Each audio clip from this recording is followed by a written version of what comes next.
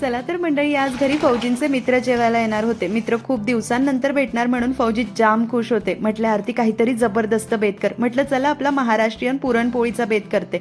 म्हणे अगं पोळी नको, नळीचा बेत कर. कुकरमध्ये तेल गरम केलं, एक मोठ्या आकाराचा चिरलेला कांदा परतून घेतला. नंतर हळद धनेपूड घालून मिनिटभर परतायचं. नंतर पाऊण किलो स्वच्छ धुवून घेतलेलं मटण आणि चवीनुसार मीठ घालून मध्यम आचेवर मिनिटभर परतायचं. कोथिंबीर घालून वरचेवर झाकण ठेवून 5 मिनिटं मंद आचेवर वाफ काढायची. मटणाला अंगचं पाणी सुटलं, बादलीभर गरम पाणी घालायचं, साधारण 1 ते 1.5 ग्लास. झाकण लावून मटण शिजवून घ्यायचं. सुकं खोबरं किसून घेतलं, एक मोठा कांदा चिरून घेतला.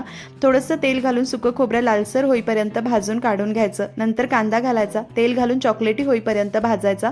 शेवटी आलं, लसूण, छोटासा चिरलेला टोमॅटो, मुठभर कोथिंबीर, मिनिटभर परतून वाटणाचं साहित्य गार करायचं. मिक्सर जारमध्ये काढून गरजेनुसार पाणी घालून अगदी बारीक वाटण करायचं.